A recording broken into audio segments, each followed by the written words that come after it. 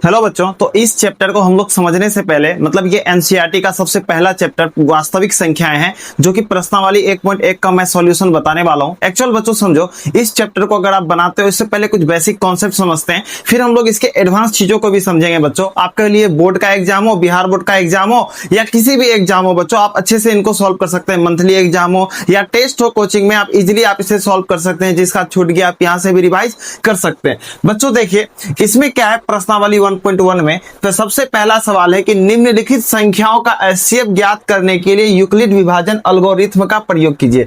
बच्चों देखिए हम लोग जो एचसीएफ निकालेंगे एक विधि से निकालेंगे बच्चों, जिसका नाम रहेगा यूक्लिड विभाजन एल्गोरिथ्म। तो बच्चों उससे पहले हम लोग एक चीज समझते हैं कि विभाजन से हम लोग एचसीएफ कैसे निकालते हैं। ठीक है, उसमें क्या क्या रिलेशन है। जब भाग होता है बच्चों, उसके फैक्टर के बीच में क्या रिलेशन है उनको समझते हैं। बच्चों सबसे पहले आप समझो कि अगर मान लो किसी चीज को आप भाग दे रहे हो तो उसका ढांचा इस टाइप का होता है ना, बीच में कोई अंक रहता है। मान लो यहाँ पर अगर आप देखोगे तो यहाँ पे 5 दिखेगा है ना, और अगर हम यहाँ पे देखें 7 दिखेगा, और 5 इकाई 5, तो 7 में 5 गया बच्चों, कितना होगा 2, तो 2 आपका क्या हो जाएगा नीचे। तो ये जो 5 है ये जिस स्थान में है बच्चों, मतलब ये इस स्थान से जो भाग देगा, मतलब यहाँ जो भी डिजिट आएगा तो इस डिजिट को बच्चों यहाँ पर क्या बोलेंगे, भाजक बोलेंगे। क्या बोलेंगे बच्चों, भाजक, और इंग्लिश में हम उसे डिविजर कहते हैं बच्चों। सेकंड चीजें क्या है बच्चों, जहां पे 7 है बच्चों, यहाँ पे जिसका स्थान रहेगा, मतलब यहाँ पे जो भी डिजिट रहेगा हम उसको, जो भी अंक रहेगा, जो भी नंबर रहेगा, हम उसे क्या बोलेंगे बच्चों, वहां पर भाज्य, मतलब वो क्या होगा बच्चों, भाज्य।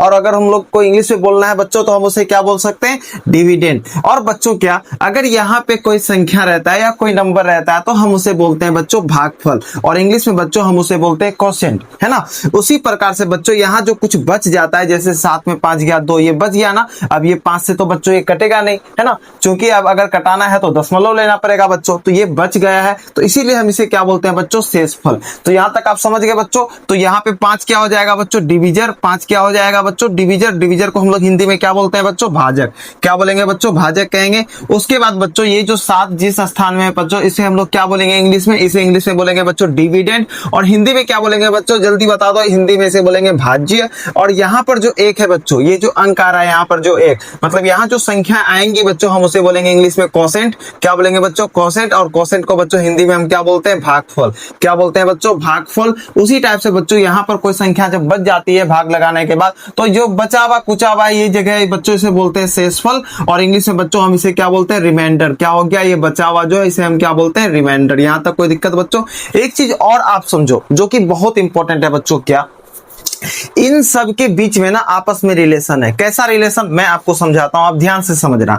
आप क्या करना बच्चों, ध्यान से समझना। यहां पर जो 7 है ना बच्चों, ये 7 हमको चेक करना है कि ये वाला भागा सही हुआ है कि नहीं हुआ है। तो हम कैसे बच्चों इसे चेक कर सकते हैं, आप ध्यान से समझो।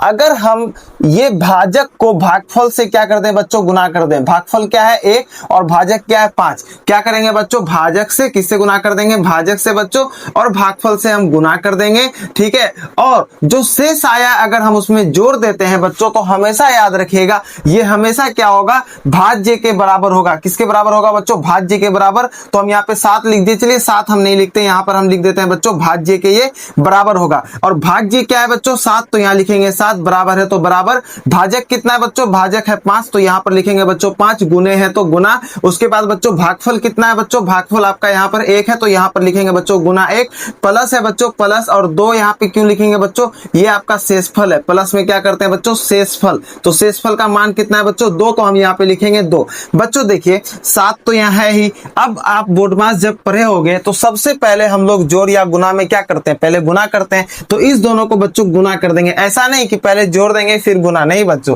पहले गुना करेंगे। तो 5 इकाई क्या होगा बच्चों, 5, और प्लस के प्लस, 2 के 2, 5 2 क्या हो जाएगा बच्चों 7, तो हम यहाँ पे लिख देंगे 7। देखो दोनों बराबर हुआ कि नहीं। तो भाजक किसके बराबर हो गया बच्चों, भाज्य के बराबर। ऐसा नहीं, ये गलत, भाज्य के बराबर हुआ कि नहीं। भाज्य के बराबर क्या हुआ, भाजक गुना भागफल प्लस शेषफल। तो हमेशा याद रखिएगा जब भी हमको भाज्य निकालना होगा तो भाजक से भागफल से गुना करके उसमें शेष जोड़ देंगे। यहां तक कोई दिक्कत।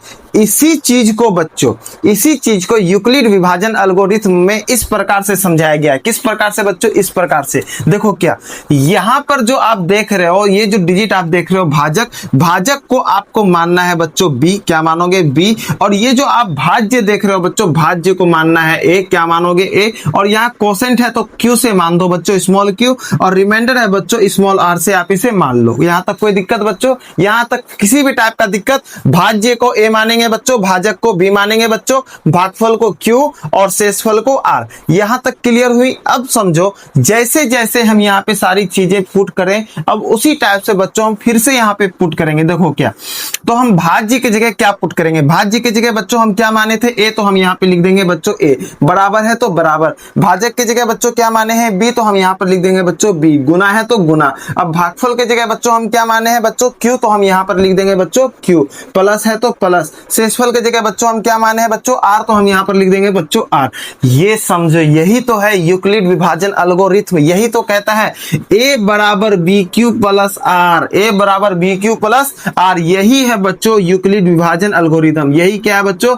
यूक्लिड विभाजन एल्गोरिथ्म। बस नाम चेंज हो गया है। बस क्या हो गया बच्चों? नाम चेंज हो गया। जो आप पढ़ते आ रहे थे वही था, बस क्या है हल्का नाम अलग अलग सुनने में लग रहा है, तो इसे हम लोग क्या बोलते हैं? ये कौन से सोर्स से ये वाला चीज आया था बच्चों? ये यहीं से आया था, इसीलिए हम इसे बोलते हैं यूक्लिड विभाजन एल्गोरिथ्म।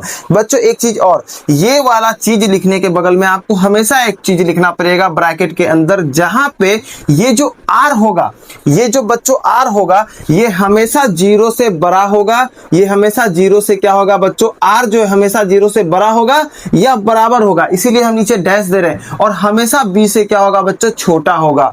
ये चीज आपको हमेशा याद रखना है। जब भी ये वाला चीजें लिखोगे ब्रैकेट में या साइड करके लिख देना बच्चों। आखिर ये बी से कैसे छोटा होगा? आप हमें ये बताओ कैसे छोटा होगा? आप ध्यान से समझो। अगर हम 5 का पारा में 7 से भागा देते, मतलब 7 को भागा देते हैं, तो फिर 2 शेष बचता है बच्चों। ये जो 2 है, यहां पर जो शेषफल होगा, ये क्या कभी 5 से ज्यादा हो पाएगा क्या? अगर ये 5 से बच्चों ज्यादा करते हैं तो 5 तो फिर इसे काट देगा। इसीलिए बच्चों ये हमेशा क्या होगा? भाजक से क्या होगा? कम होगा। शेषफल क्या होगा भैया? भाजक से कम होगा। ये चीज आपको हमेशा याद रखना है। तो ये बेसिक चीजें थी। अब इसी के बेसिस पे हम लोग क्या करेंगे? यूक्लिड विभाजन तरीके से हम लोग एल्गोरिथम के तरीके से बच्चों एचसीएफ निकालना सीखेंगे। ये बहुत बेसिक कॉन्सेप्ट है, ये बात आपको पता होनी चाहिए। तो बच्चों अब सबसे पहला क्वेश्चन हम लोग सॉल्व करेंगे। पहला क्वेश्चन क्या है कि निम्नलिखित संख्याओं का एचसीएफ ज्ञात करना है। ठीक है, यूक्लिड विभाजन एल्गोरिथम से, मतलब 135 और 225 का हमको क्या करना पड़ेगा बच्चों? यूक्लिड विभाजन एल्गोरिथम से एचसीएफ निकालना है। तो सबसे पहले बच्चों हम लोग हल लिखते हैं। बच्चों आप एक चीज याद रखना, जब भी आप एग्जाम देने जाते हो, ठीक है, तो आपको कॉपी मिलता है। कॉपी मिलता है, आप वहां पे क्या करते हो बच्चों? क्वेश्चन सॉल्व करते हो। अगर मान लो उसमें कुछ गुना वगैरह करना पड़े, तो आप ऐसा तो नहीं है ना कि आप उसी क्वेश्चन में गुना करना स्टार्ट कर दोगे, ऐसा तो नहीं है, बिल्कुल ऐसा आप नहीं करोगे। तो बच्चों ऐसा इसलिए नहीं करते क्योंकि वो जगह गंदा लगेगा। आप क्या करोगे उस बेसिस पे? आप क्या करोगे? कॉपी के पीछे क्या करोगे? रफ लिख दोगे, है ना? कॉपी का 2-3 पन्ना पीछे रफ लिख दोगे, उसके बाद आप वहां रफ करना स्टार्ट करोगे, सबसे पहला चीज। या नहीं तो आप क्या करोगे? मान लो यहां पर ये एक पेज है, ये एक पेज है बच्चों, इस पेज में आप साइड में लिख दोगे रफ वर्क। इंग्लिश में क्या लिख दोगे? रफ वर्क, या हिंदी में लिख लो क्या? रफ कार्य, है ना?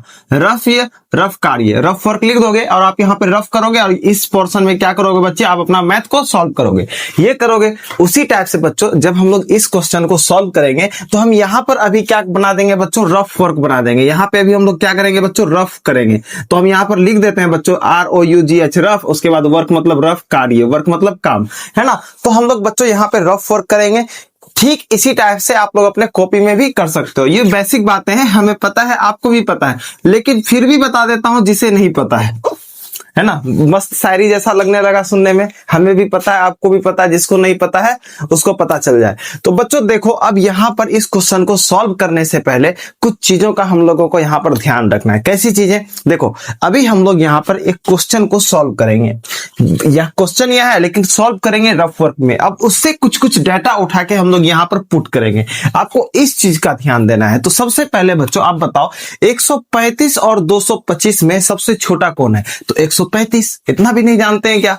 अरे आप जानते हो, मतलब फिर से पूछ रहे हैं ना, छोटा कौन है? 135। तो बच्चों हमेशा याद रखना, सबसे पहले ये दो संख्या में जब भी हम लोगों को एचसीएफ निकालने के बारे में बोलेगा यूक्लिड विभाजन एल्गोरिथम से, तो हमें ध्यान देना है कि इस दोनों में छोटा कौन है। तो इस दोनों में बच्चों छोटा कौन है? 135। कौन है बच्चों? 135। तो हम यहां पर लिख देंगे 135 और इसको बच्चों हम भाग देंगे किस में? 225 में। तो यहां पर लिख देंगे बच्चों 225। यहां तक कोई दिक्कत दिक्कत नहीं।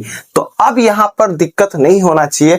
अब देखो बच्चों, भाग तो हम आपको सिखाएंगे नहीं, अरे बुरा नहीं मानो, हम सिखाएंगे, सब सिखाएंगे साथ में। जिसको नहीं आता है तो छोटा छोटा करके सबको सिखाएंगे ताकि आप हल्का सा कैच कर लो। बाकी इसके लिए हम स्पेशल क्लास लाएंगे। जिसका 10th में मान लो जो बच्चा बहुत कमजोर है, जिसको भाग नहीं आता भाग वाला सीरीज ला देंगे, जिसको गुना नहीं आता गुना वाला सीरीज ला देंगे, जिसको घटा नहीं आता घटा वाला सीरीज ला देंगे, जिसको बोर्ड मास नहीं आता वो सीरीज ला देंगे। बच्चों आप कैलकुलेशन के लिए आप टेंशन नहीं लो, हम कैलकुलेशन आपका क्लियर कर देंगे, बस आप हमारे साथ बने रहो। सबसे पहले देखो बच्चों, 135 को अगर हम भागा देंगे 225 में, तो अगर हम इसको मान लो 2 बार कर देते हैं, मतलब 2 बार 135 का 2 गुना करते हैं, तो 5 5 10 के 0, 5 5 10 के क्या होगा बच्चों 0, हाथ में रहा 1, फिर 3 3 6 और 1 बच्चों 7 और 1 1 2। लेकिन बच्चों 270 अगर हम लेंगे तो ये 225 से तो घटेगा नहीं, घटेगा नहीं घटेगा, तो हमको 225 से कम लेना है। तो क्या करना पड़ेगा, 2 बार में तो बेसी हो रहा है तो 1 बार में लेना पड़ेगा बच्चों। 1 बार में क्या होगा, 135 से कहीं 135, बताओ 135 का पहरा आपको याद हो गया,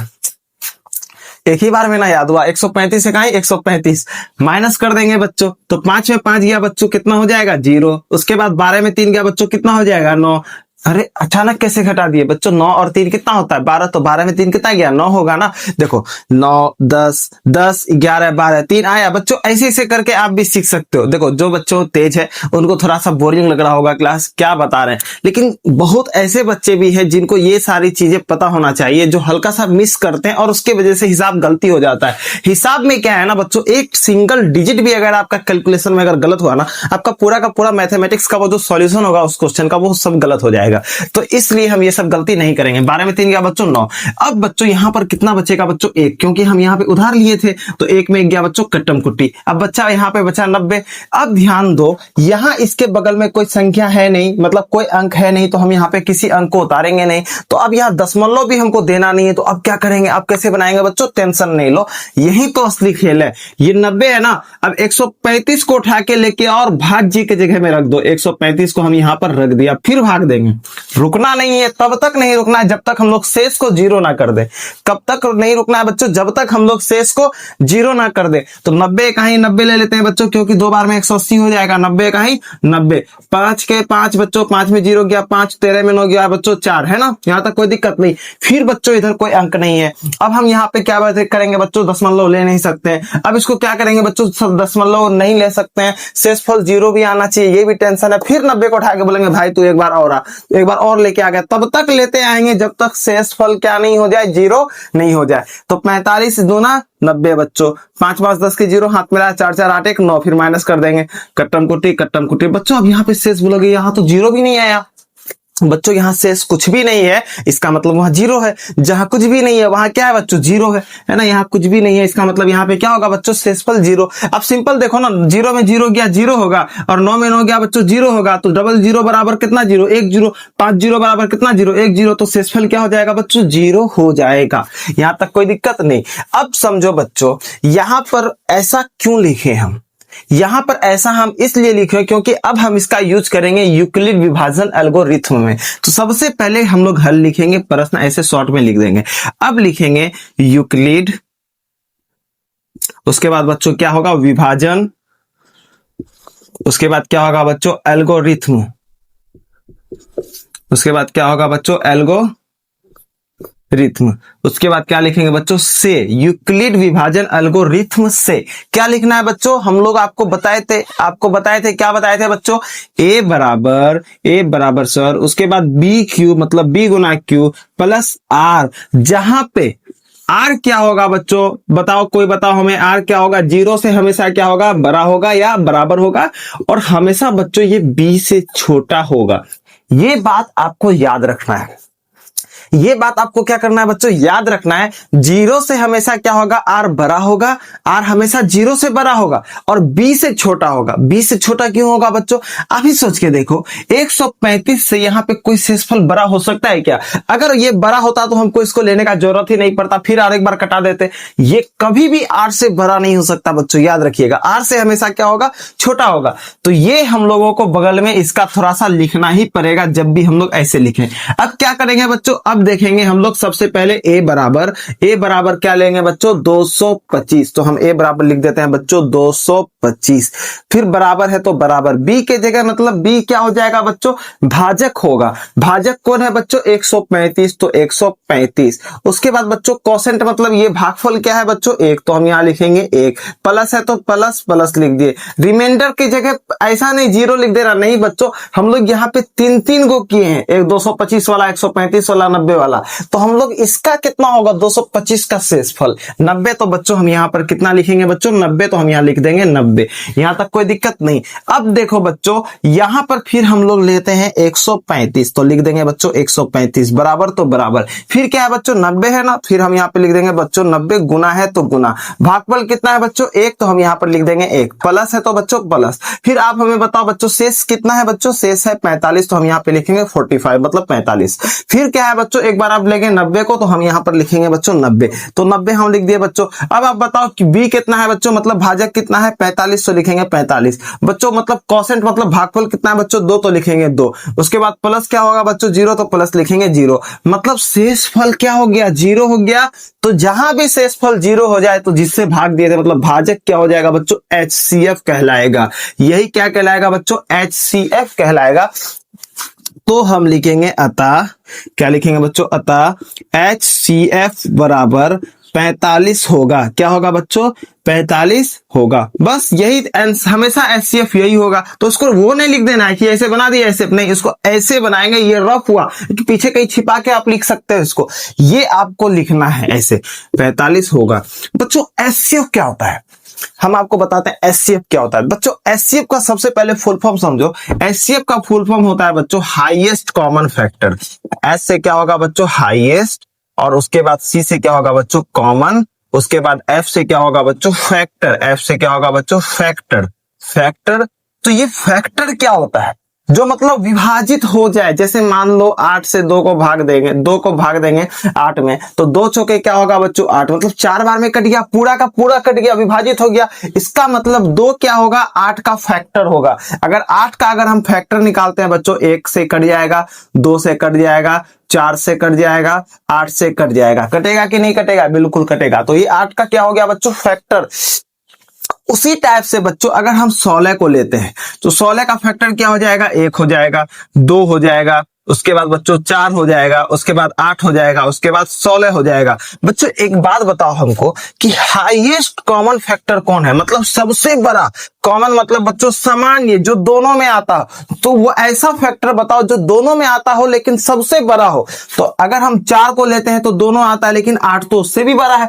अगर हम 8 को लेते हैं बच्चों तो ये इसमें भी है और इसमें भी है। इसका मतलब 8 क्या होगा हाईएस्ट कॉमन फैक्टर। क्या होगा बच्चों हाईएस्ट कॉमन फैक्टर, यही HCF है। इसका मतलब क्या हुआ 135 और 225 में जो दो कॉमन जो सबसे फैक्टर होगा, जो सबसे बड़ा फैक्टर होगा वो क्या होगा 45। इसी टाइप से करने पे अब बच्चों देखो, आप बोलोगे 16 भी तो बच गया, 16 क्यों नहीं होगा बच्चों, यहाँ 16 है वहां 16 है क्या, नहीं समझ गए ना। तो ये सारी बातें हैं, तो इन पे हम लोगों को थोड़ा सा फोकस करना है। तो इसे ही हम लोग HCF बोलते हैं। हम लोग क्वेश्चन को इसी टाइप से सॉल्व करेंगे। तो 135 और 225 का बोला है, तो सबसे पहले लिखेंगे बच्चों यूक्लिड विभाजन एल्गोरिथ्म से A बराबर BQ प्लस R, जहां पे 0 जो है हमेशा R से छोटा होगा, है ना, या बराबर होगा, और B क्या होगा हमेशा R से बड़ा होगा। ये चीजें आपको याद रखना है। उसके बाद इस तरह से हम लोग लिखेंगे 225 बराबर, जैसे यहाँ पे क्या था 135, तो 135, फिर गुना 1 है तो 1 प्लस 90 शेष था तो शेष उसी टाइप से 1 2 तीनों का ऐसे कर देंगे।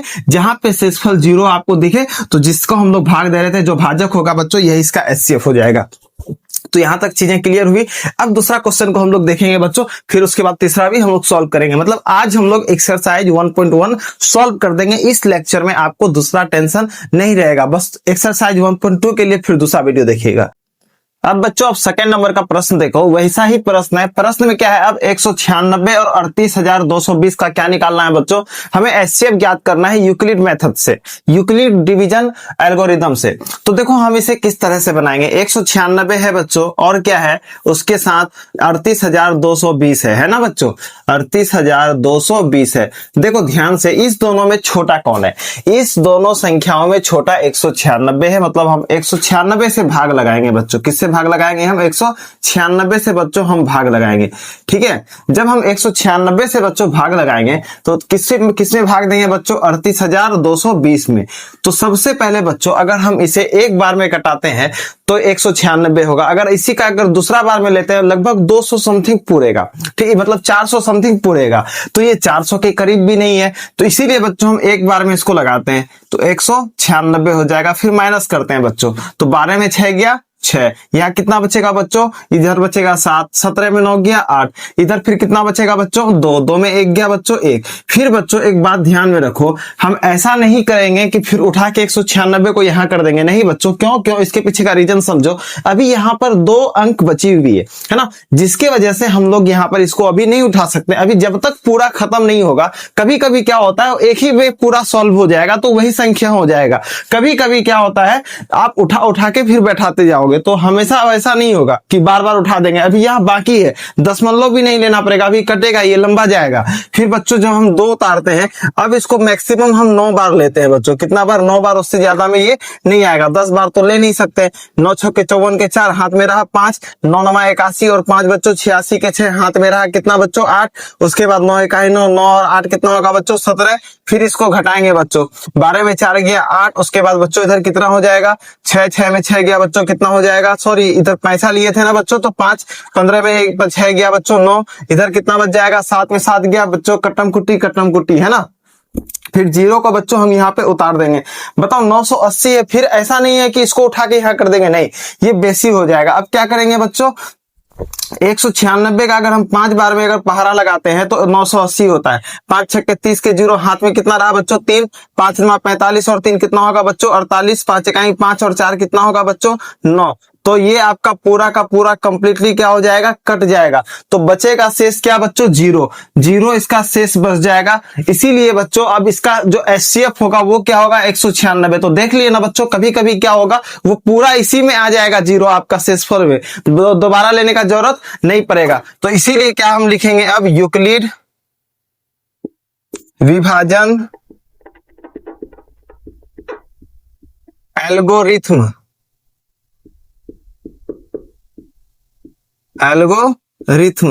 से क्या लिखेंगे बच्चों? a बराबर बी क्यू प्लस आर, जहां पे क्या होगा बच्चों? r हमेशा 0 से बड़ा या बराबर होगा और b से हमेशा क्या होगा बच्चों? छोटा होगा। ये बात हमेशा याद रखना, ये फॉर्मेट तो याद ही कर लो। उसके बाद बच्चों अब क्या करना है? a क्या है बच्चों? हमारा a है 3 8 2 2 0, 38,220 है ना, बराबर क्या होगा? बी क्यू 196 गुना 195, 196 गुना 195 प्लस शेष क्या बच्चों? 0।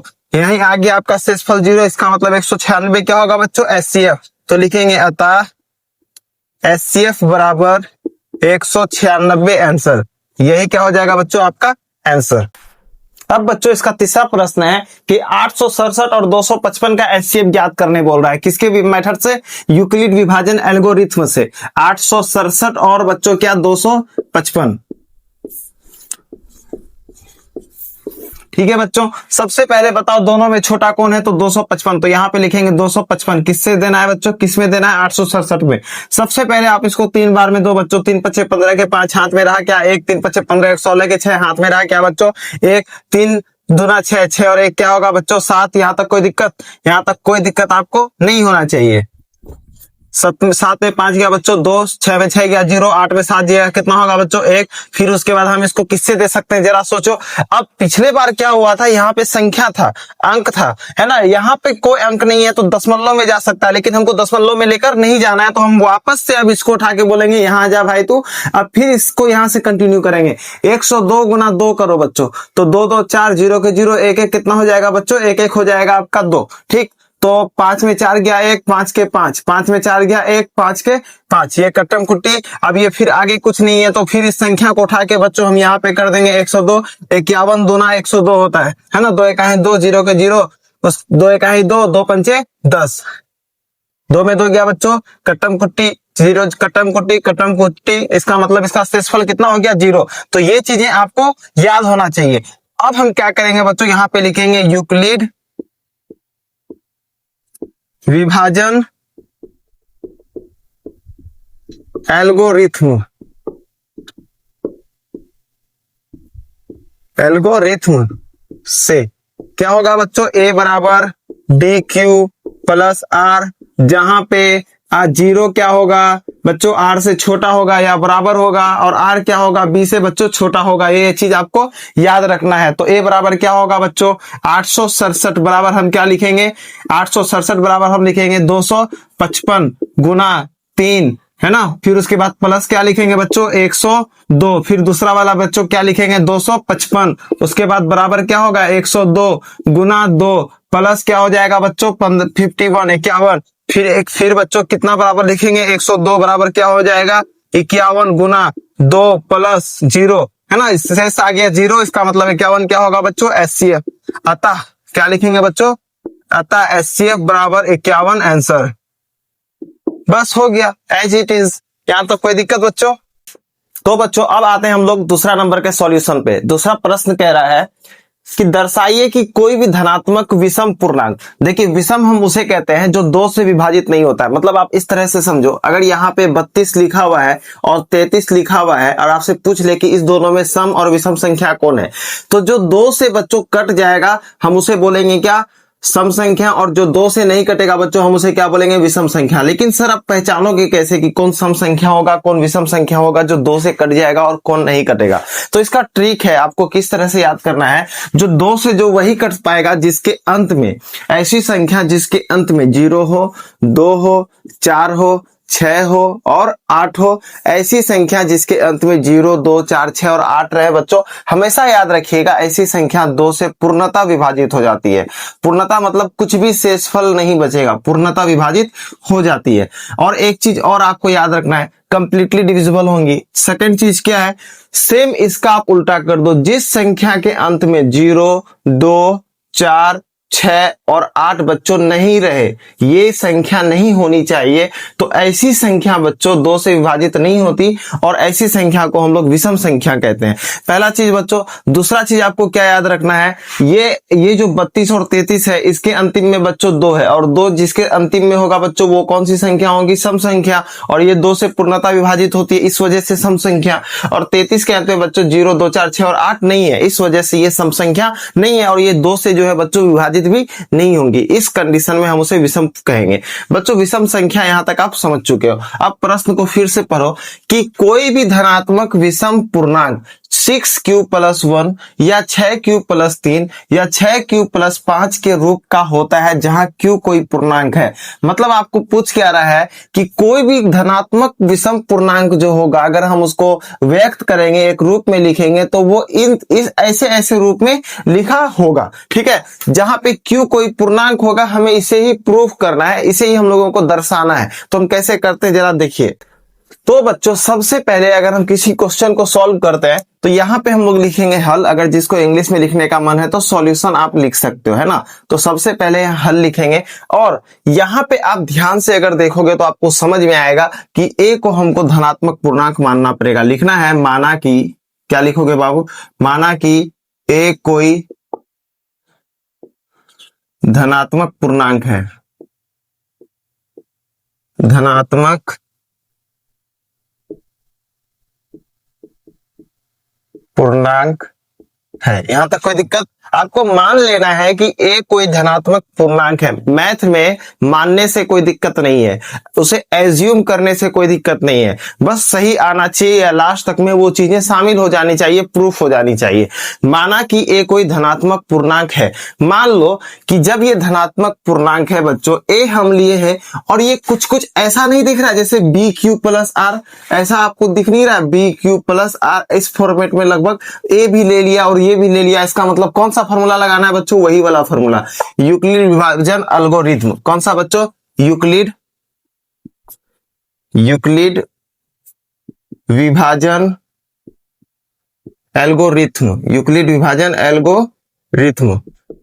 ठीक है, ये वाला फॉर्मूला बच्चों लगाना है, ये चीजें आपको याद रखना है। तो यूक्लिड विभाजन एल्गोरिथ्म, फिर लिखेंगे बच्चों से, क्या होगा बच्चों, a बराबर bq + r, जहां पे क्या होगा बच्चों, r जो है हमेशा क्या होगा, 0 से क्या होगा, बड़ा होगा। r जो है हमेशा क्या होगा, 0 से बड़ा होगा या बराबर होगा, और हमेशा b से क्या होगा बच्चों, छोटा होगा। ये चीजें आपको साइड में लिखना है। फिर क्या होगा बच्चों, अब आपको क्या करना है, बी के जगह पे 6 रख देंगे बच्चों। बी के जगह पे क्या रख देंगे, 6। बी के जगह 6 रखने पर, बी के जगह जब हम लोग 6 रखते हैं बच्चों, तो उस समय क्या होगा, जरा ध्यान से देखो। तो ए बराबर क्या हो जाएगा, बी के जगह 6 रखेंगे तो 6q प्लस आर। अब एक बात आप बताओ, ये अब आपका इस टाइप के सिचुएशन में ये पुट हो गया। जब ये ऐसा सिचुएशन में पुट हो गया, इसका मतलब ये क्या होगा बच्चों, भाज्य, ये भाजक होगा, ये भागफल होगा, और ये क्या होगा बच्चों, शेषफल।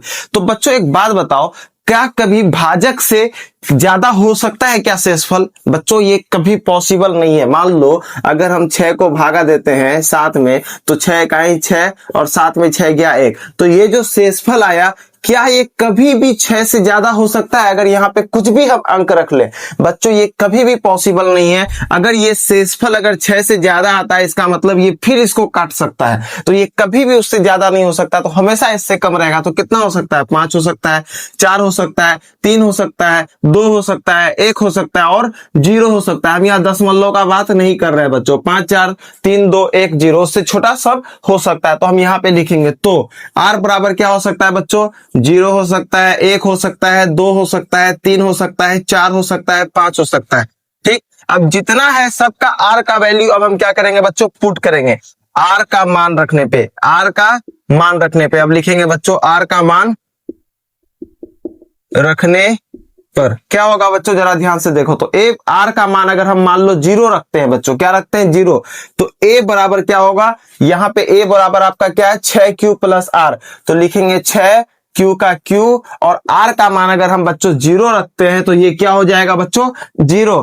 तो बराबर क्या हो जाएगा, 6q में अगर 0 जोड़ेंगे तो क्या होगा बच्चों, 6q ही होगा। तो ए बराबर क्या होगा, 6q। यहां तक कोई दिक्कत, a बराबर 6q। अगर r का मान बच्चों अगर हम 1 रखते हैं, तो a बराबर क्या हो जाएगा, 6q, और r की जगह अगर 1 लिखेंगे तो 1, और ये दोनों आपस में बच्चों नहीं जुड़ सकता है, याद रखिएगा। ऐसा नहीं कि 7q लिख देना, नहीं, गलत हो जाएगा। तो क्या हो जाएगा बच्चों, 6q प्लस 1। अगर r का मान अगर बच्चों हम 2 रखते हैं, तो a का मान कितना हो जाएगा बच्चों, 6q, और प्लस r की जगह अगर हम 2 रखते हैं तो 2, 6q प्लस 2। उसी तरह से बच्चों अगर हम r का मान क्या रख देते हैं इस बार, अगर r का मान अगर इस बार हम 3 रख देते हैं, तो a का मान क्या हो जाएगा बच्चों, a बराबर हो जाएगा क्या, 6q प्लस 3।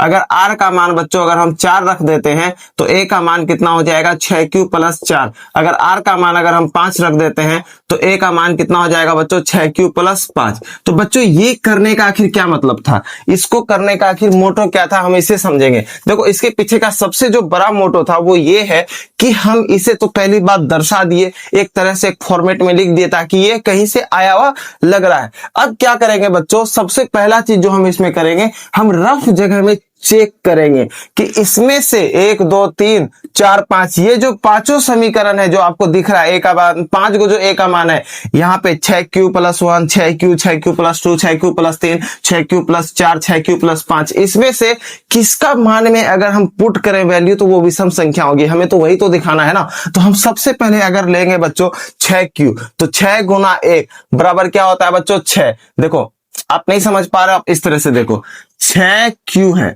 तो इसका मतलब अगर हम q के जगह मान लो 1 रख देते हैं, क्या रख देते हैं बाबू, मतलब बच्चों उसका मान 1 रख देते हैं, तो 6 का ही 6। अगर 6q प्लस 1 में अगर हम q का मान 1 रख देते हैं, तो 6 का ही 6 प्लस 1, तो क्या हो जाएगा बच्चों, 6 का ही 6 और 1 कितना होगा, 7। तो यहाँ पर लिख देंगे 7। उसके बाद अगर 6q प्लस 1, 6q प्लस 2, यहाँ पे 6q प्लस 2 है, अगर q की जगह पे फिर 1 रख देते हैं, 6 का ही 6 प्लस 2 कितना होगा बच्चों, 6 1 7 2, ध्यान से देखो, 6 1 7 2 9। ठीक है, यहां तक कोई दिक्कत? तो इस तरह से हम इसे क्या करेंगे बच्चों, सॉल्व करेंगे।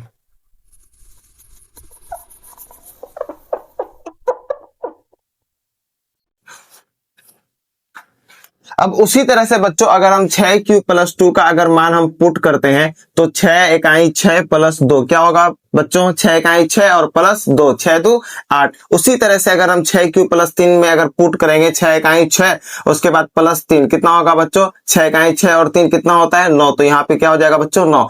ये तोड़ के आपको दिखा रहे हैं ताकि आपको क्या हो समझ में आ जाए। 6q+4 में भी अगर उसी टाइप से करेंगे 6 का 6 6 4 10, उसके बाद 6q+5 में करेंगे तो 6 का 6 6 5 11। अब आप मुझे खुद बताओ कि इसमें से सम संख्या और विषम संख्या कौन है। इसके अंतिम में 6 ये सम संख्या, इसके अंतिम में 7 है, ये कौन सा संख्या होगा, विषम। इसका मतलब 6q+1 ये विषम संख्या हुआ, चलो इसको लिख लिए। उसके बाद 6q+2 में 8 बन जाता है, तो 8 क्या हो जाता है, सम संख्या। 6q+3 6 का 6 3 9, ये हो गया विषम संख्या क्योंकि इसके अंतिम में 9 है। 0 2 4 6 8 नहीं है, कौन सा संख्या, 6q+3। चलो यहां लिख देते हैं 6q+3। उसी तरह से बच्चों अगर आप देखोगे 6q+4 तो यहाँ पे 10 है, इसके अंतिम में क्या है बच्चों, 0, तो ये संख्या सम संख्या होंगी। 6q+5 इसके अंतिम में बच्चों 1 है, 0 2 4 6 8 नहीं है, तो ये संख्या क्या हो जाएगा बच्चों, विषम संख्या। 6q+5। क्या आपको ये जो 3 यहाँ पे जो समीकरण टाइप का दिख रहा है, क्या ये यहां पर भी है, हाँ है, 6q+1 6q+3 6q+5। इसका मतलब बच्चों हम इसे क्या कर सकते हैं, हम इसे विषम धनात्मक पूर्णांक के रूप में लिख सकते हैं। ठीक है, हम इसे विषम धनात्मक पूर्णांक के रूप में लिख सकते हैं, जहां पे q भी क्या होगा, कोई एक पूर्णांक होगा। यहां तक कोई दिक्कत। तो अब लिखेंगे इसमें हिंदी में, अतः क्या लिखेंगे बच्चों, अतः ये 6q+1 6q+3 6q+5 को क्या लिखेंगे, को धनात्मक विषम पूर्णांक लिखेंगे बच्चों, धनात्मक विषम, उसके बाद पूर्णांक जो ऊपर है सेम लिख रहे हैं, के रूप में व्यक्त किया जा सकता है, मतलब लिखा जा सकता है, व्यक्त किया जा सकता है ना, ये सारी चीजें लिखना है, ये व्यक्त किया जा सकता है, बस और कुछ आपको नहीं करना है। जहां पे q अगर लिखना है तो जहां q कोई पूर्णांक है लिख दो, कोई दिक्कत नहीं है, जहां q कोई पूर्णांक है। उसके बाद एक लाइन लिख देना, अतः यह प्रमाणित हुआ। इतना लंबा नहीं लिख सकते हो तो आप ऐसे लिख देना, HENCE हेंस, उसके बाद PROVED प्रूव्ड, ये आपका क्या हो गया, प्रूव्ड, हेंस प्रूव्ड, अतः यह प्रमाणित हो गया। यहां तक कोई दिक्कत बच्चों। तो इन सब क्वेश्चन को हम ऐसे ही सॉल्व करेंगे। फिर से एक बार क्वेश्चन को देख लेते हैं। क्वेश्चन क्या पूछ रहा था कि दर्शाइए कि कोई भी धनात्मक विषम पूर्णांक 6q+1 या 6q+3 या 6q+5 के रूप का होता है। हमें यह दर्शाना है जहां पे q कोई पूर्णांक होगा। तो सबसे पहले बच्चों हम मान लेते हैं कि a कोई धनात्मक पूर्णांक है। तो जब a दिखा और ये कुछ bq+r टाइप में दिख रहा है तो हम यूक्लिड विभाजन एल्गोरिथ्म का प्रयोग करेंगे। तो लिखेंगे बच्चों यूक्लिड विभाजन एल्गोरिथ्म से क्या हो जाएगा, a बराबर bq+r, जहां पे क्या होगा बच्चों, r हमेशा 0 से बड़ा या बराबर होगा और हमेशा बच्चों b से छोटा होगा। तो b के जगह पे हम जब 6 रखते हैं, यहाँ पे चूंकि 6 दिख रहा था तो 6 रख लिए, b के जगह पे बच्चों जब हम 6 रखते हैं तो a बराबर क्या होगा, 6q+r, जहां पे r का मान हमेशा 6 से कम होगा। क्या होगा जाएगा, 0 1 2 3 4 और 5। तो r का मान रखने पे, r का मान एक बार 0 रख लेंगे तो a बराबर 6q हो जाएगा। r का मान एक बार 1 रख लेंगे तो a बराबर 6q+1 हो जाएगा। r का मान अगर 2 रख लेते हैं तो a बराबर 6q+2 हो जाता है। उसी टाइप से यहाँ पे मान रखने पे, तो अब हम क्या करते हैं, ये जितना मान आया सबको यहाँ पे एक वैल्यू डाल के, q के जगह वैल्यू डाल के पुट करके चेक कर रहे हैं ये संख्या सम संख्या है या नहीं है। उसके बाद देख लेंगे कि ये जो 3 संख्या है, 6q+1 6q+3 6q+5, तो ये सारी संख्या विषम पूर्णांक आ रही है, मतलब विषम संख्या बन रहा है। ठीक है, तो इस वजह से क्या कर सकते हैं, हम इसको विषम संख्या धनात्मक पूर्णांक के रूप में लिख सकते हैं। इसीलिए जहां पे q कोई पूर्णांक है इस वजह से ये प्रमाणित हो गया, हेंस प्रूव्ड। तो ऐसे क्वेश्चन को इसी तरह से बच्चों सॉल्व करेंगे। अब बच्चों तीसरा प्रश्न का सॉल्यूशन देखो। प्रश्न है कि किसी परेड में 616 सदस्यों वाली एक सेना आर्मी की टुकड़ी को 32 सदस्यों वाले एक आर्मी बैंड के पीछे मार्च करना है। इसका मतलब है, मान लो एक परेड का दिन है, उस परेड का दिन में एक आर्मी का यहाँ पे ग्रुप होगा जो कि ये लोग बैंड वाला होगा। बैंड वाला मतलब जहाँ पे आपका यहाँ पे शहनाई तैयार होगा आगे पीछे वाले बैंड को आगे ले जाने के लिए। तो ये वाला जो बैंड वाला जो आर्मी होगा बच्चों, इसकी जितनी लाइनों की संख्या होंगी सेम टू सेम इसके पीछे जो आर्मी होगा, जो इसके पीछे मार्च करेगा, एकदम उसके बराबर होना चाहिए, ताकि इसके पीछे वो मार्च कर सके और वो छिप सके एक तरह से, है ना। तो जितना संख्या इस लाइन का होगा उतना ही संख्या इस वाले लाइन का भी होना चाहिए जहां पे ये मार्च कर सके। यहां तक कोई दिक्कत, बिल्कुल पीछे छिप जाना चाहिए। तो ये जो आर्मी का बैंड वाला जो ग्रुप है बच्चों, इसमें टोटल से 32 सदस्य हैं। कितने सदस्य हैं बच्चों? 32 सदस्य हैं। और ये वाला जो आर्मी का ग्रुप है बच्चों, इसमें टोटल से 616 मेंबर है, मतलब 616 सदस्य हैं, है ना। फिर से पढ़ते हैं। किसी परेड में, ये कोई परेड हो रहा है जिसमें इस तरह से चलता है ना, वो मान लो कोई परेड हो रहा है किसी परेड में, तो ये एक सम्मानजनक तरीका होता है। जैसे 26 जनवरी में ये बहुत दिनों पहले से अभ्यास करते हैं आर्मी लोग, और बहुत गर्व का बात है ना। तो किसी परेड में 616 सदस्यों वाली एक सेना आर्मी की टुकड़ी को, ठीक है, एक सेना की आर्मी की एक ग्रुप है, मान लीजिए टुकड़ी को 32 सदस्यों वाली एक आर्मी बैंड के पीछे बच्चों मार्च करना है। इसके पीछे क्या करना है? मार्च करना है। तो दोनों समूह को समान संख्या वाले स्तंभों में, जितनी लाइनें इसकी होगी उतनी लाइनें इसकी भी होंगी, स्तंभों में मार्च करना है। तो उन स्तंभों की अधिकतम संख्या क्या है जिसमें वे मार्च कर सकते हैं? तो ये कितनी लाइनें अधिकतम बन सकती है जिसमें सब क्या कर सकते हैं? मार्च कर सकते हैं और बराबर अट जाए। मान लो यहां पर 616 आदमी है, यहां पे सब में 100 100 100 करके दे रहे हैं, ठीक है, 100 100 करके दे रहे हैं, तो 400 ही हो रहा है, 616 तो नहीं पुर रहा है। मान लो हम किसी तरह से किसी में 150, किसी में 50, किसी में 80 करके दे दिए, तो ये क्या हो जाएगा? 616 पुर जाएगा। लेकिन ऐसा नहीं करना है। क्यों? क्योंकि ऐसा कोई लाइन देखो, कोई इतना छोटा, फिर इतना बड़ा, इतना छोटा, इतना बड़ा, फिर ऐसे, फिर वैसे। बाबू आर्मी का लाइन है, ये पूरा परफेक्ट जैसा दिखता है ना। तो ये क्या करना है? सभी को हम लोगों को मैच करना है, क्योंकि जितनी भी आदमियों की संख्या होंगी एक लाइन में सेम, सब लाइन में सेम होना चाहिए। तो हमको क्या करना है? अधिकतम से अधिकतम लाइनों की संख्या ज्ञात करना है जो दोनों में क्या हो जाए? बराबर हो जाए। अधिकतम से अधिकतम बच्चों आप याद रखो, एचसीएफ क्या होता है? एचसीएफ को हम लोग बोलते हैं, उसका अगर फुल फॉर्म निकाला जाए तो एचसीएफ को कहते हैं बच्चों हाईएस्ट। एस से क्या हो जाएगा? हाईएस्ट, और सी से हो जाएगा कॉमन, उसके बाद एफ से हो जाएगा बच्चों फैक्टर। एफ से क्या हो जाएगा? Factor, highest common factor. मतलब अधिकतम से अधिकतम जो कॉमन संख्या और वो फैक्टर हो, उसी को हम लोग बोलते हैं एचसीएफ, और हिंदी में बोलते हैं मौसम, मतलब महत्तम समावर्तक। मौसम मतलब महत्तम समावर्तक। आखिर होता है क्या? इसे अंक में समझते हैं। मान लो 8 एक संख्या है, 8 एक संख्या और इसका फैक्टर है 1, 1 से पूरा कट जाएगा, 2 से पूरा कट जाएगा, 2 चौके 8, 4 से पूरा कट जाएगा, उसके बाद 8 से ये खुद से भी कट जाएगा, 8 का ही 8।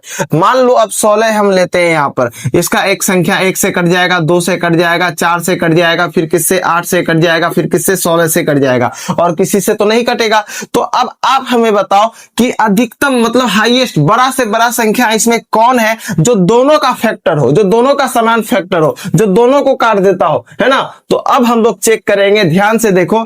8 से क्या हो बच्चे? 8 से क्या है? तो ये 8 कटेगा ही, और 8 से क्या है? ये भी 8 कटेगा, और 16 भी कटेगा। तो ये सबसे बड़ा ऐसा संख्या है जो दोनों को विभाजित कर देगा। लेकिन ये जो 16 आप देख रहे हो ये इसमें नहीं है, तो इस वजह से क्या हो जाएगा? ये इसका 8 आंसर हो जाएगा, ठीक है। लेकिन अब प्रश्न में क्या यूज करना है कि हमें अधिकतम से अधिकतम स्तंभों की संख्या ज्ञात करनी है जिसमें वे मार्च कर सकते हैं। तो हम लोगों को अधिकतम से अधिकतम कॉमन नंबर निकालना है जो दोनों में आ सकता है। मतलब क्या करेंगे बच्चों?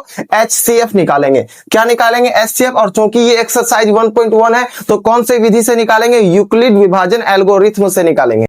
तो सबसे पहले हम क्या करते हैं, हमेशा याद रखो, सबसे पहले हम यहाँ पे एक रफ वर्क लिखेंगे। आपको पता ही है जब हम लोग पहला वाला क्वेश्चन सॉल्व कर रहे थे तो रफ वर्क, यहाँ पे हम लोग लिख दिए बच्चों रफ वर्क। यहाँ तक कोई दिक्कत?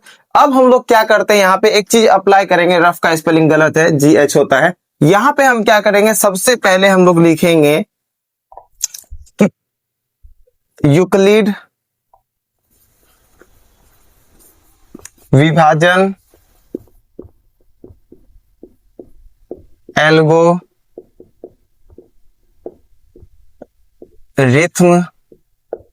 से क्या लिख देंगे बच्चों? A बराबर BQ प्लस R। जहां पे क्या होगा बच्चों? जहां पे जल्दी बता दो मुझे, R क्या होगा? हमेशा 0 से बड़ा या बराबर होगा, और B से हमेशा ये छोटा होगा, है ना। B से हमेशा क्या होगा?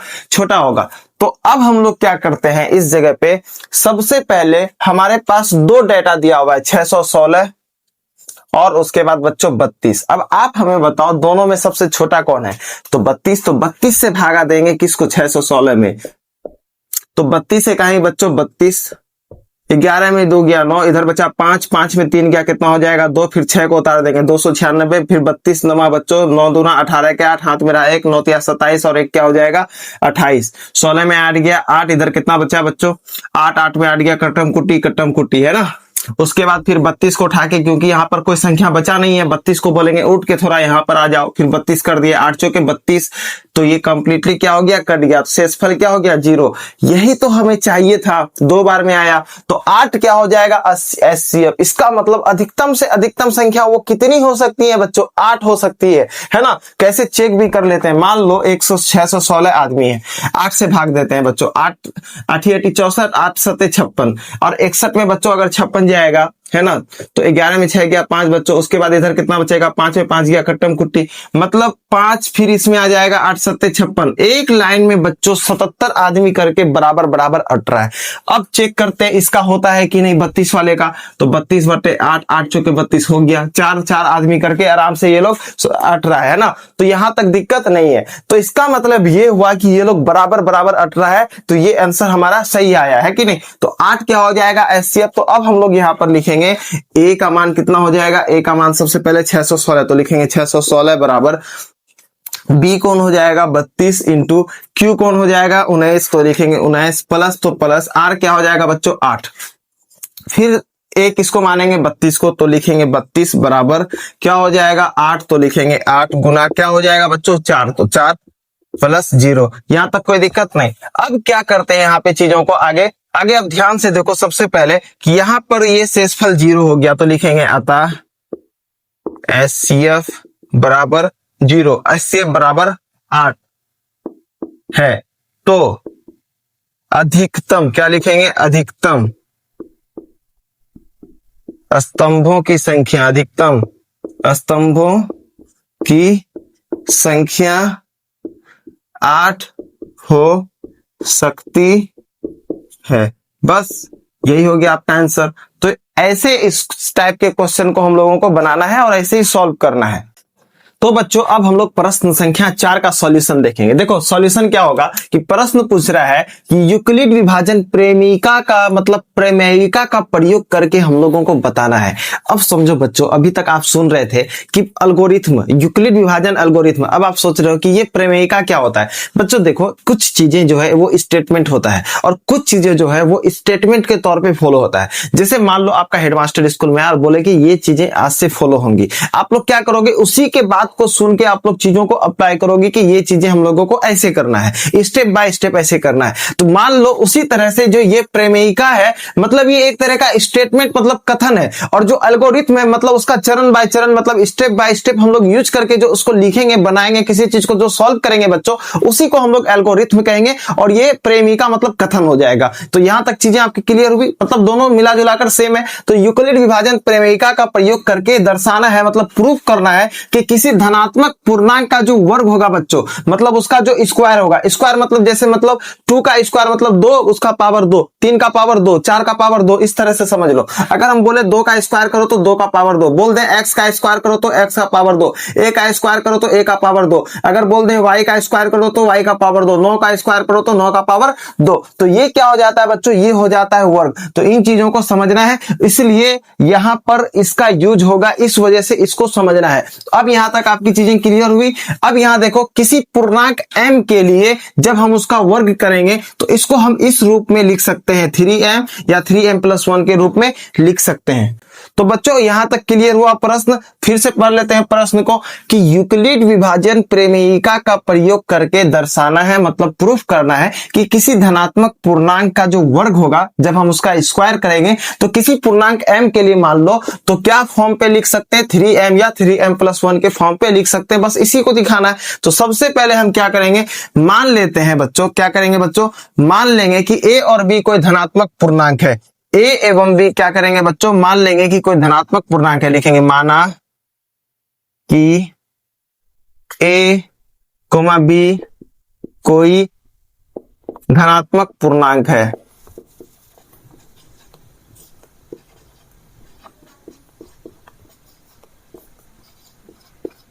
तो यूक्लिड विभाजन एल्गोरिथम से। क्या हो जाएगा बच्चों? यूक्लिड विभाजन एल्गोरिथम से। तो हम यूक्लिड विभाजन एल्गोरिथम से क्या लिख सकते हैं बच्चों, जरा आप बताओ। हम लोग जानते हैं यूक्लिड विभाजन एल्गोरिथम में क्या लिख सकते हैं, ए बराबर क्या हो जाएगा बच्चों, ए बराबर है ना, क्या लिख सकते हैं बच्चों, ए बराबर बी क्यू प्लस आर, जहां पे आर क्या होगा बच्चों, 0 से बड़ा भी हो सकता है और बराबर भी हो सकता है। तो लिखेंगे बच्चों ए बराबर बी क्यू प्लस आर, जहां पे क्या होगा बच्चा, ये जो आर होगा वो 0 से क्या होगा, बड़ा भी होगा और बड़ा भी हो सकता है और बराबर भी हो सकता है, और हमेशा बच्चों बी से ये छोटा होगा। बच्चों आप ना ये वाला फॉर्मेट को याद कर लो, कौन सा, यूक्लिड विभाजन एल्गोरिथम से ए बराबर बी क्यू प्लस आर, जहां पे जो है वो 0 से बड़ा होगा कौन, आर, और हमेशा बराबर भी हो सकता है और बी से हमेशा छोटा होगा, कोई दिक्कत, ये चीजें आपको लिखना है। अब यहां पे हम लोग क्या करेंगे बच्चों, बी का मान क्या रखेंगे, बी का मान इस बार हम लोग रख लेते हैं 3 रख लेते हैं, बी का मान 3 रखने पर, बी का मान 3 रखने पर, जैसे बी का मान हम लोग इसमें 3 रखेंगे बच्चों, तो ए बराबर क्या हो जाएगा, ये 3 और क्यू, यहाँ बी के जगह 3 रख लिए तो 3, क्यू क्यू प्लस आर तो आर। बच्चों एक बात बताओ, ये 3 का मतलब क्या होता है बच्चों, ये 3 का मतलब होता है भाजक। अगर हम मान लो किसी भी संख्या को यहाँ पे इस तरह इधर रखते हैं, तो जब हम किसी को भाग देंगे तो अगर शेषफल आएगा, तो क्या ये शेषफल 3 से बड़ा हो सकता है, कभी भी नहीं हो सकता, नहीं तो ये तो उसको काट ही देगा ना, है कि नहीं, तो बड़ा नहीं हो सकता है, तो क्या हो सकता है, छोटा छोटा क्या हो सकता है, 0 1 2, ये तीनों चीज हो सकती है, यहां तक क्लियर। तो हम लिखेंगे तो आर बराबर क्या हो सकता है बच्चों, 0 हो सकता है, 1 हो सकता है और 2 हो सकता है। तो अब यहां पे लिखेंगे आर का मान रखने पर, आर का मान भिन्न भिन्न रखने पर, भिन्न भिन्न लिख दो, भिन्न भिन्न रखने पर क्या हो सकता है बच्चों, तो लिखेंगे आर का मान एक बार 0 रखेंगे तो 0, फिर कोमा लगा देंगे बच्चों, फिर उसके बाद लिखेंगे बराबर, बराबर नहीं लिखेंगे बच्चों, लिखेंगे यहाँ पे ए बराबर, ए है तो ए, और यहाँ 3 क्यू प्लस आर, मतलब 3 गुना क्यू प्लस आर है ना, इसीलिए हम इसको 3 क्यू बोलते हैं, मतलब गुना में बस दिखा रहे हैं आपको। और 3 क्यू और आर का मान बच्चों अगर हम 0 रखते हैं, प्लस 0 मतलब 3 क्यू प्लस क्या हो जाएगा, 0 बराबर 3 क्यू। ऑब्वियस बात है, सिर्फ 0 है इसीलिए, अगर 1 रहता तो जुटता नहीं, 0 तो क्या फर्क पड़ता है, हटा दो, कोई फर्क पड़ता है क्या, नहीं। गुना रहता तो 0 इसको कर देता है, गुना में बहुत फर्क पड़ता है। तो ए बराबर क्या हो जाएगा बच्चों, 3 क्यू। यहां तक कोई दिक्कत। अगर आर का मान बच्चों अगर हम क्या रख लेते हैं, 1 रख लेते हैं, यहाँ पे भी 1 है, यहाँ 0 था, 0 रख लिया, 1 रखते हैं बच्चों, तो ए बराबर क्या हो जाएगा बच्चों, 3 क्यू और आर के जगह 1 तो प्लस 1, 3 क्यू प्लस 1। अगर मान लो बच्चों आर का मान अगर हम लोग 2 रखते हैं, तो ए बराबर क्या हो जाएगा बच्चों, 3 क्यू, तो लिखेंगे 3 क्यू, उसके बाद बच्चों क्या हो जाएगा, प्लस है, प्लस आर के जगह 2 तो 2, 3 क्यू प्लस 2, इसको इक्वेशन 1 मान लो, समीकरण 1, समीकरण 2, और इसको समीकरण कितना मान लो बच्चों, 3। यहां तक क्लियर हुआ चीजें। अब फिर यहां पर एक लाइन खींच दो, बस अब इसको आगे लेकर जा रहे हैं, इस वजह से यहां पर आप क्या कर सकते हो, लाइन खींच सकते हो बच्चों। अब देखो, जैसे आप यहाँ पे 3 समीकरण लेते हो, तो सबसे पहला समीकरण को हम अब क्या कर देंगे, वर्ग कर देंगे, क्योंकि हमें वर्ग करने पर ही पता चलेगा ना। समीकरण 1 को वर्ग करने पर क्या होगा, समीकरण 1 को जब हम वर्क करेंगे तो समीकरण 1 को सबसे पहले बोलेंगे उठो और यहां पर आ जाओ, तो ए लिखेंगे बराबर क्या हो जाएगा बच्चों, 3q, ये आपका समीकरण 1 था, इसको क्या बोले हैं, वर्ग करने पे, मतलब दोनों साइड इसका क्या करना पड़ेगा, स्क्वायर, वर्ग करने पर, है ना, वर्ग करने पर। तो a का स्क्वायर जब करेंगे बच्चों, तो ये क्या हो जाएगा, a का स्क्वायर इटसेल्फ, फिर हो जाएगा 3 तिया 9 तो 9, फिर q का स्क्वायर मतलब q का स्क्वायर। देखो 3q का स्क्वायर मतलब क्या होता है, कि मतलब ये होगा कि एक बार 3 का भी स्क्वायर होगा, एक बार q का भी स्क्वायर होगा, मतलब 3 तिया 9 और q का भी स्क्वायर, तो ये होता है। तो इसीलिए हम यहाँ पे क्या लिख दे, 3 तिया 9 और q का स्क्वायर, q स्क्वायर। तो बच्चों एक बात आप बताओ, क्या हम इसमें अगर a का स्क्वायर बराबर 9q स्क्वायर लिखते हैं, तो क्या हम इसमें 3 बाहर नहीं निकाल सकते, कॉमन में निकाल सकते हैं। तो 3 तिया 9 हो गया, 3 तिया 9 तो 3 तिया 9, उसके बाद q तो 3 तिया 9q, उसके बाद यहाँ q स्क्वायर दे दो तो 3 तिया 9q स्क्वायर, हो गया ना, बिल्कुल हो गया। इसीलिए हम लिख सकते हैं ना बच्चों, इसको a स्क्वायर बराबर, इसको हम m मान लेते हैं, 3 को रहने देते हैं, इसको पूरा को हम m मान लेते हैं, तो क्या हो जाएगा 3 गुना m। इसीलिए तो अब जहां पे m का मान क्या हम ले लिए, 3q स्क्वायर स्क्वायर, इसी को हम m मान लिए, तो जहां पे m बराबर क्या हो जाएगा बच्चों 3q²।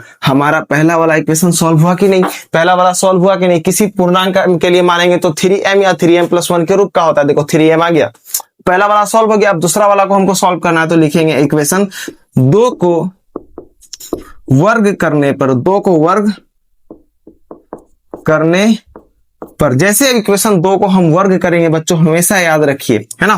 तो इक्वेशन ये 2 है, 2 को जैसे हम लोग वर्ग करेंगे तो क्या हो जाएगा a² बराबर, फिर यहाँ पे क्या था 3q+1, तो 3q+1, फिर इसका भी स्क्वायर, दोनों साइड स्क्वायर हो गया, 3q+1 का स्क्वायर। तो अब लिखेंगे बच्चों a का स्क्वायर क्या हो जाएगा, a का स्क्वायर। लेकिन यहाँ पे थोड़ा सा अंतर हो गया, क्या अंतर हो गया बच्चों, यहाँ पे आप ध्यान से देखो, ये चूंकि प्लस में है इसीलिए ये ऐसे ऐसे गुना नहीं हो जाएगा, 3 स्क्वायर प्लस 1 का स्क्वायर, ऐसा नहीं होगा बच्चों। यहाँ प्लस में है तो a+b आपको दिख रहा है, तो a+b का होल स्क्वायर में तोड़ देंगे, इसको a मान लेंगे, इसको b मान लेंगे बच्चों। तो 3q को मान लेते हैं a, इसका मतलब ये क्या हो जाएगा a, और इधर मान लेंगे b, तो a+b का होल स्क्वायर। आपको फॉर्मूला याद नहीं है तो हम यहाँ पर लिख देते हैं, a+b का होल स्क्वायर का फॉर्मूला क्या होता है बच्चों, a² + b² + 2ab।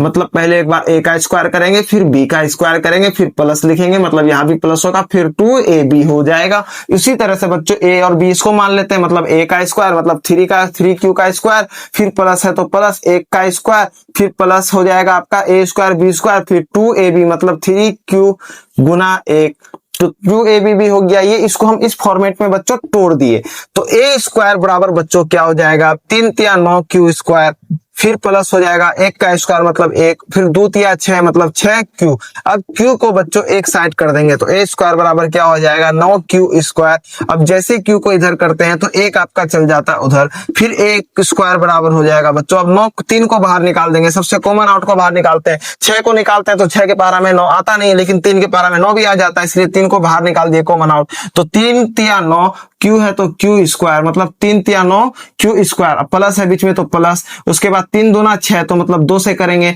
तो 2q हो जाएगा, +1 आपका बाहर चला जाएगा बच्चों। a² बराबर क्या हो जाएगा बच्चों 3, इसको पूरा को m मान लेते हैं तो 3m हो जाएगा, +1 तो 1। देखो आपका इस फॉर्मेट में भी टूट गया ना, किसी पूर्णांक को 3m+1 के रूप में भी लिख सकते हैं, है ना। इसका मतलब इस फॉर्म पे भी टूट गया, तो जहां पे m बराबर क्या हो जाएगा बच्चों, m बराबर हो जाएगा 3q² + 2q। इसका मतलब ये दोनों फॉर्म पे हम उसको व्यक्त कर सकते हैं। तो हमको तीसरा इक्वेशन का तो जरूरत ही नहीं पड़ा, तीसरा इक्वेशन का जरूरत ही नहीं पड़ा, मेरा दूसरा तक ही क्या हो गया बच्चों आंसर आ गया है ना। तो हमारा दूसरा तक ही आंसर आ गया है, यहां तक क्लियर हुई। इसका मतलब कि किसी भी धनात्मक पूर्णांक का वर्ग अगर हम क्या करेंगे m मान लेते हैं, तो m के लिए क्या हो जाएगा बच्चों 3m या 3 + m के रूप में हम उसको लिख सकते हैं। अब इसे हिंदी में हमें यहां पे अच्छे से लिखना है, अतः किसी धनात्मक, चूंकि हमारे बिहार बोर्ड में अगर आप ये नहीं लिखोगे या सीबीएसई किसी में भी, तो आपको मार्क्स नहीं मिलेगा। और चूंकि मैथ का स्टैंडर्ड तरीका, उसे अच्छे से लिख के सजा के दिखाओ।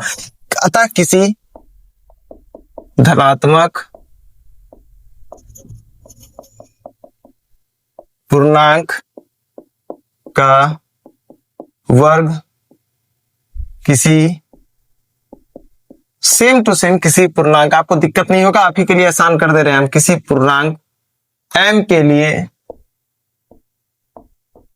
लिए है ना 3m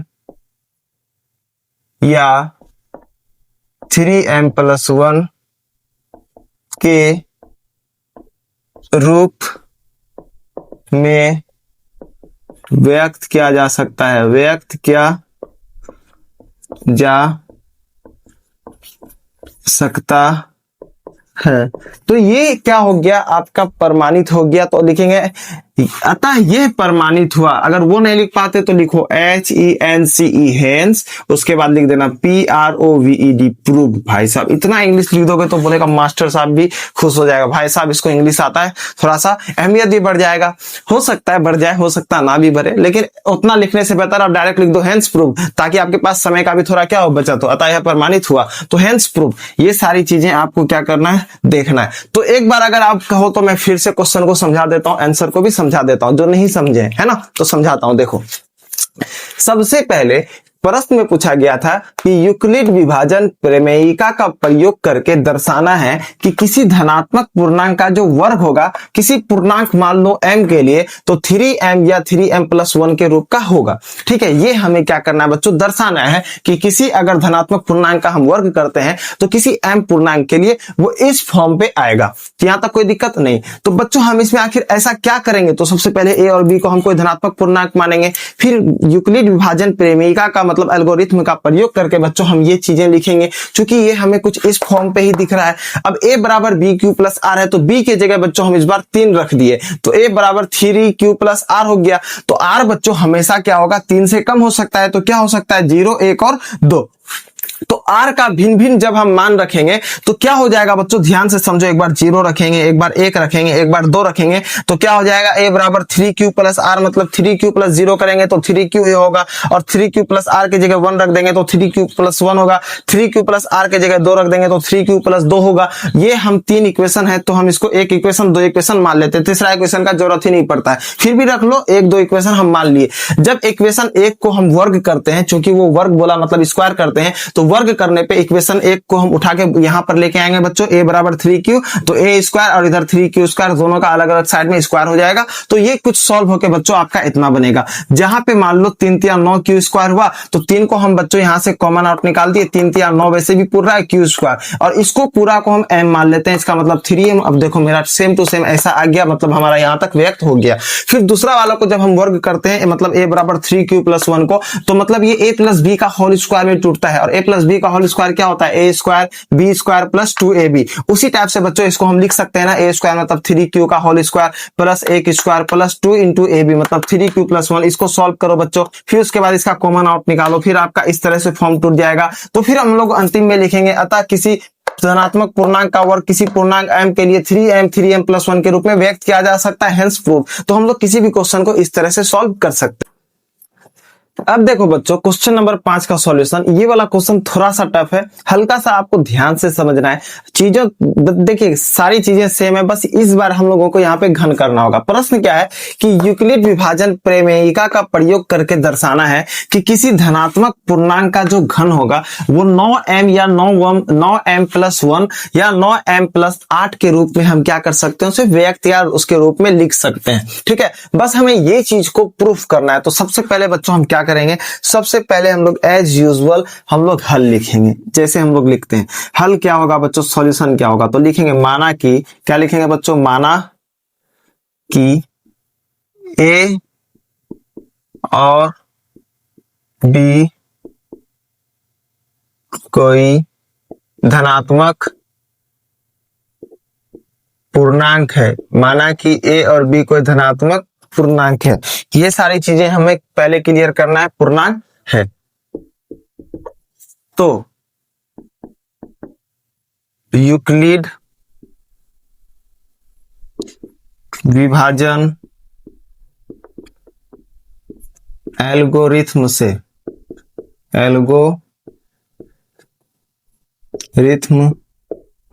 क्या हो जाएगा बच्चों, a बराबर bq+r, जहां पे 0 क्या होगा बच्चों, r से छोटा भी हो सकता है और बराबर भी हो सकता है, और r हमेशा b से क्या होगा बच्चों, छोटा ही होगा। ये बस आपको याद रखना है ना। फिर उसके बाद बच्चों इस बार b के जगह क्या रख लेंगे, b के जगह बच्चों इस बार हम लोग क्या है, 9 नहीं रखेंगे। ये जो 9 देख रहे हो ना, इस बार हम लोग b के जगह 3 रखेंगे बच्चों। हाँ 3 ही रखना है b के जगह बच्चों।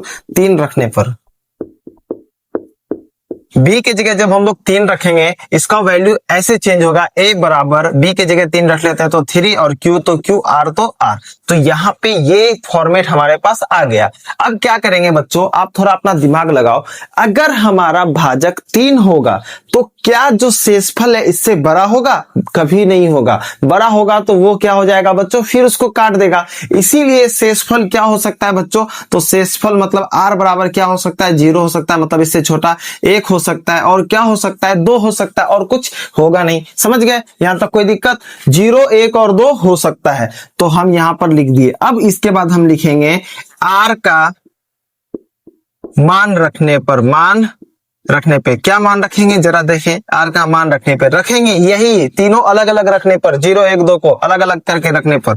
तो सबसे पहले ये है, इसी में रखेंगे। ए बराबर क्या है बच्चों, तो सबसे पहले मान लो हम 0 रखते हैं, आर का मान 0 रखने पर, है ना। तो ए बराबर क्या हो जाएगा, 3 है तो 3, क्यू है तो क्यू, प्लस है तो प्लस, आर का मान अगर हम 0 रखते हैं तो 0 हो जाएगा, जिसको हम लोग लिख सकते हैं ना बच्चों 3Q प्लस 0 3Q। लेकिन एक रहता तो ये जुड़ता नहीं, वैसा ही रह जाता। 0 अगर गुना में होता तो फिर दिक्कत था, यहाँ पे कुछ फर्क नहीं पड़ेगा। अगर आर का मान बच्चों अगर हम 1 रख लेते हैं तो यहाँ पर क्या अप्लाई होगा बच्चों, ध्यान से देखो। ए बराबर हो जाएगा 3Q और उसके बाद प्लस आर के जगह 1 रखेंगे तो 3Q प्लस 1, ये दोनों जुटेगा नहीं। फिर आर का मान अगर हम 2 रख लेते हैं बच्चों तो ए बराबर क्या हो जाएगा 3Q, उसके बाद प्लस आर का मान 2, तो यहाँ पे क्या हो जाएगा बच्चों 2। तो इसको इक्वेशन 1 मान लेते हैं बच्चों, मतलब समीकरण 1, समीकरण 2, इसको समीकरण 3 मान लेते हैं। यहाँ तक कोई दिक्कत? ठीक। ये सारी चीजें करने के बाद अब हम क्या करेंगे, फिर से अब इस पोर्शन को आगे ले जाने के बाद सबका बच्चों हम घन मतलब क्यूब करेंगे। घन मतलब क्या, 3 का क्यूब। 3 का पावर में पहले वर्ग में 2 था,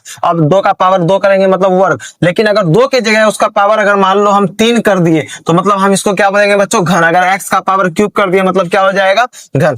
तो अब इस प्रोसेस को यहां से हम क्या करते हैं बच्चों, आगे लेकर जाते हैं, है ना। तो सबसे पहले हम बच्चों यहां पर क्या करेंगे, सबसे पहले हम लोग लिखेंगे समीकरण 1 को घन करने पर समीकरण 1 क्या है बच्चों, समीकरण 1 है आपका a बराबर 3Q, है ना। तो लिखेंगे a बराबर 3Q, दोनों को घन कर दो, दोनों के साइड क्यूब बैठा दो, है ना। दोनों के साइड घन बैठा दो, a क्यूब मतलब a क्यूब हो जाएगा बच्चों। होगा कि नहीं होगा, बिल्कुल होगा। बराबर 3 तिया 9 तिया 27, मतलब 3 का क्यूब 3 तिया 9 तिया 27। फिर क्यू क्यूब है तो क्यू का क्यूब, मतलब क्यू का क्यूब है तो मतलब क्यू का क्यूब, ऑब्वियस बात है। अब बच्चों थोड़ा ध्यान से देखो, क्या हम 27 क्यूब को 9 को बाहर और 3 को अंदर लिख के ऐसे नहीं लिख सकते हैं? लिख सकते हैं। 9 को 3 से गुना करो, 9 तिया 27, तो 27 क्यू क्यूब, तो क्यू क्यूब बात बराबर है। तो इसको हम इस वजह से लिखे हैं बच्चों, क्योंकि हम क्या कर पाए, इसको m मान पाए और 9 को बाहर दिखा के हम 9m लिख पाए। यही तो हमको दिखाना था। तो पहला वाला तो हम रूप में लेकर आ गए, तो 9m में हम इसको लिख सकते हैं कि नहीं, जहां पे m क्या होगा, जहां पर m बराबर क्या होगा बच्चों 3Q क्यूब होगा। यहां तक कोई दिक्कत? तो हम 9m लिख सकते हैं। अगर नहीं लिखेंगे तो 3Q क्यूब होगा, और लिखेंगे तो हमको इस फॉर्म पे दिखाना है तो लिखना तो पड़ेगा। तो ये हमारा पहला वाला फॉर्म क्या हो गया, रूप में आ गया, मतलब प्रूफ टाइप का प्रूव हो गया पहला वाला। अब समीकरण 2 को क्या करेंगे बच्चों, घन करने पर। समीकरण 2 को घन करने पर जब हम समीकरण 2 को बच्चों घन करेंगे तो ध्यान से आप लोगों को देखना है, समीकरण 2 में क्या है बच्चों, समीकरण 2 में है a बराबर क्या है बच्चों, a बराबर 3Q प्लस 1। तो लिखेंगे 3Q प्लस 1। तो इसको घन करने पे बच्चों, इसको क्या करने पे, घन करने पर, इसको जैसे हम लोग बच्चों घन करेंगे तो दोनों साइड क्या हो जाएगा, क्यूब।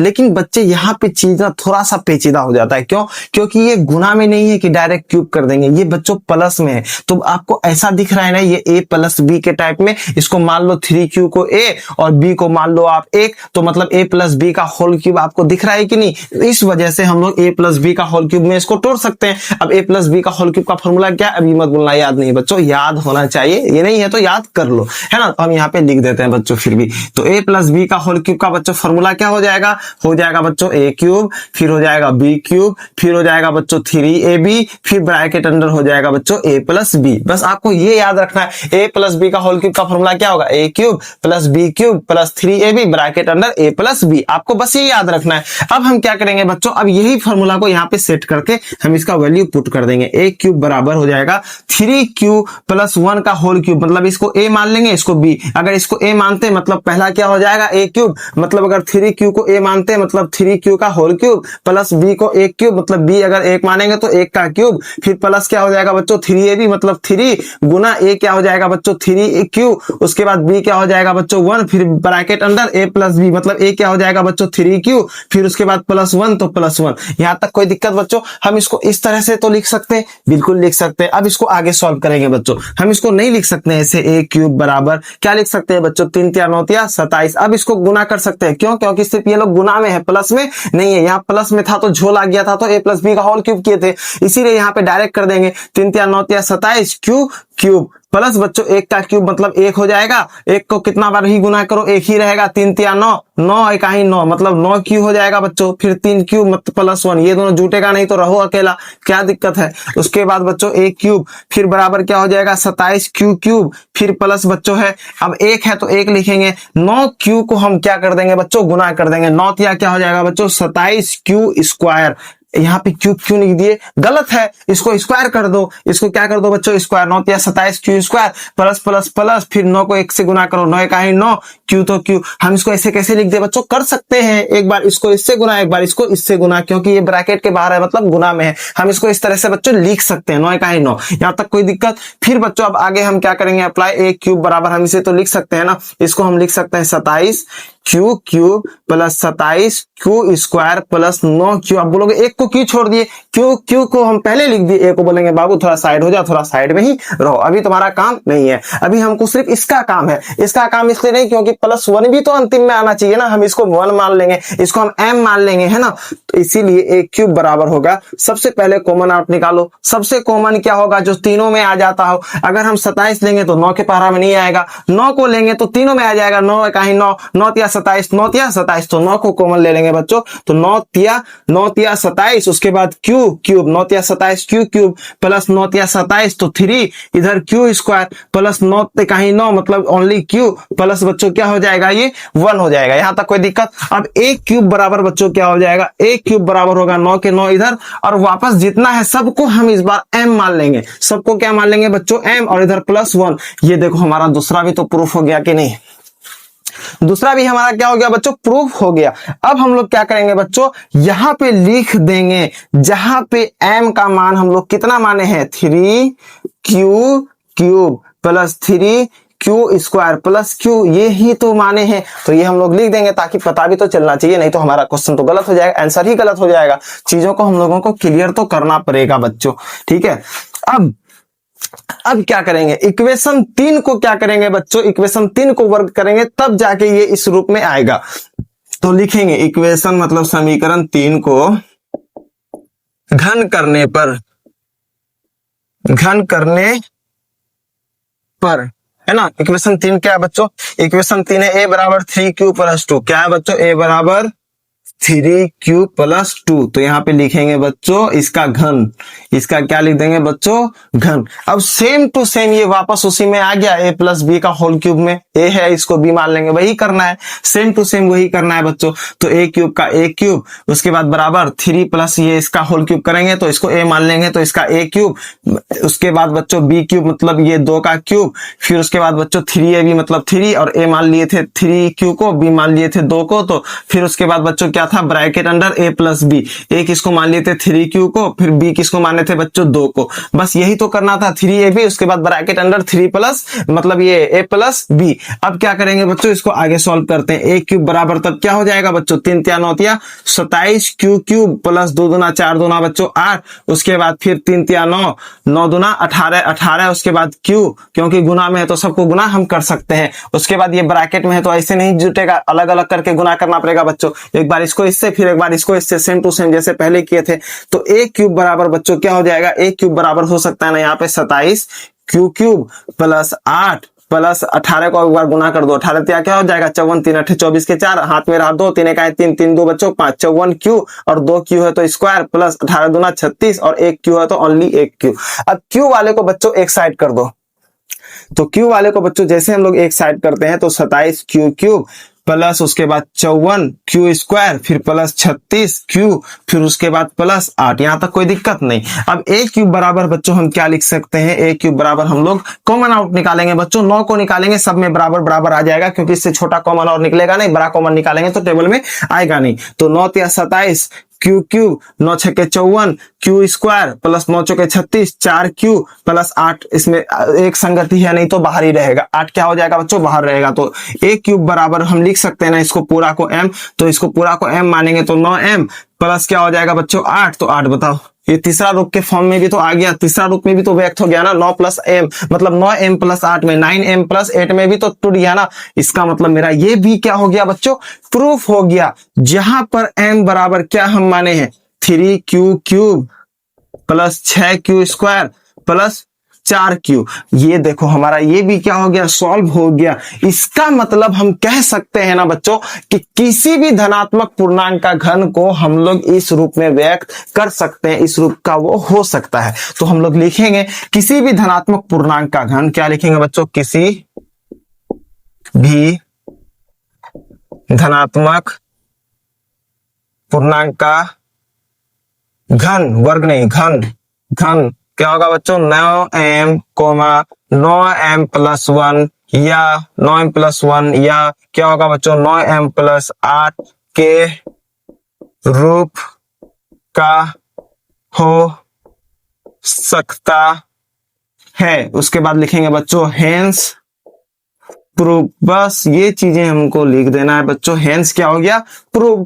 ये चीजें यहां तक क्लियर हो गई, मतलब आपका एक्सरसाइज 1.1 कंप्लीट हो गया। बच्चों एक चीज देखो, इस क्वेश्चन को हम आपको फिर से समझा देते हैं ताकि आपको दिक्कत नहीं होगा। यहां पर बच्चों अगर आप क्वेश्चन को फिर से पढ़ोगे तो दिखेगा कि यूक्लिड विभाजन प्रमेयिका का प्रयोग करके दर्शाना है, मतलब प्रूफ करना है कि किसी भी धनात्मक पूर्णांक का जो बच्चों घन होगा, जैसे 9m या 9m प्लस 1 या 9m प्लस 8 का रूप का होता है। तो बच्चों आप यहाँ पे ध्यान से समझो कि ये जो चीजें हमने यहाँ पर लिखा है, ठीक है, तो सबसे पहले इसके लिए हमको a और b को कोई धनात्मक पूर्णांक मान लेना पड़ेगा। फिर यूक्लिड विभाजन एल्गोरिथम का प्रयोग करके b के जगह इस बार 3 रख लेंगे बच्चों, है ना। फिर उसके बाद समीकरण यहाँ पे 3 रखेंगे, तो हमेशा याद रखना बच्चों इससे छोटा ही होगा, तो क्या हो सकता है 0 1 2 और r का मान बच्चों यही सब रखने पे समीकरण 1 2 3 मान लेंगे जो आएगा। फिर उसका घन कर देंगे बच्चों, m का मान यहाँ पे देखो, अगर हम इसको m मान लेते हैं मतलब 9m में टूट जाएगा। उसी तरह से बच्चों यहाँ स्क्वायर कर क्यूब करने पे, फिर क्यूब करने पे इस टाइप से आंसर आ जाएगा। तो बच्चों इसको हम लोग इस तरह से सॉल्व कर सकते हैं।